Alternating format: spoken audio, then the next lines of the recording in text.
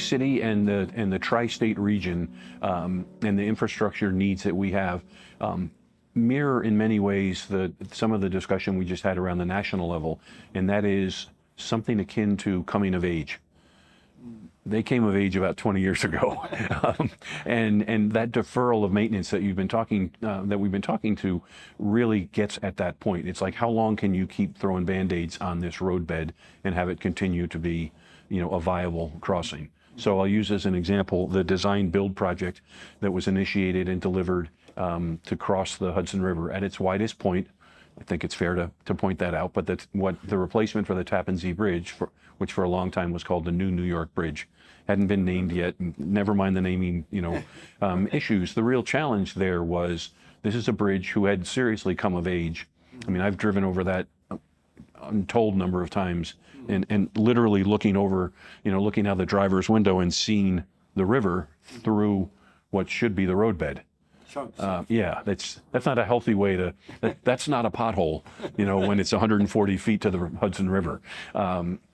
So we had come of age, and clearly the time was there to be able to say we need to make transformative steps, transformative leaps forward, and in the New York region, both with the support of the governors of New York and New Jersey and the help of the federal government in terms of some funding and financing resources, the region has taken on the modernization of a number of things. The airports are the most visible. Goes back to some discussion. Vice President Biden at the time was the one credited with having landed in LaGuardia and referring to it as something along the lines of landing in a third world airport. Right. The governor of New York didn't really like that all that much. That was so modernizing the central terminal building at LaGuardia through a public-private partnership, design, build, finance, operate, maintain, procurement method was the first start of that. Delta Airlines didn't want to be left out. They're self-performing in a collaborative arrangement. Those two mega projects at LaGuardia, $4.1 and $3.9 billion each. A complete overhaul, the most significant overhaul of an operational airport in the history of the country. I mean, it's not close.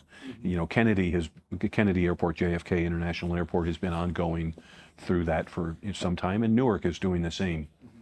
Outside of the transportation, and we can talk other bridges and tunnels post Sandy rehabilitation, the MTA has been doing some tremendous work, finally getting very innovative ways that they've restored the Canarsie Tunnel and the Rutgers Tunnel as part of the MTA network.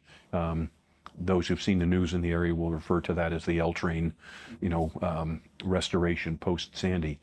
All that having been aside, transportation needs are still there. The other two things that I think are worth highlighting are utilities based, right? Water that you just mentioned is clearly one of them. Energy, and broadband. So again, broadband access mirrors the national character. New York is a predominantly rural state when it comes right down to it, notwithstanding the megapolis that we're sitting in the middle of while we're having this conversation. But between here and Cornell, in Ithaca, there's a lot more trees than buildings. And as our most recent governor has referred to, a number of those upstate counties have more cows than people. And so getting access, to those utilities for them, that last mile, of connectivity relative to broadband is a big priority. But the one that stands out for me above and beyond all of those is energy. The beyond coming of age, obsolescence requires replacement in the context of many of the coal-fired power plants. The nuclear power plants, the most, proximate to us here, Indian Point, is in the process of shutting down. The energy needs, the demand side, isn't going away. In fact, if anything else, we see an increase in that.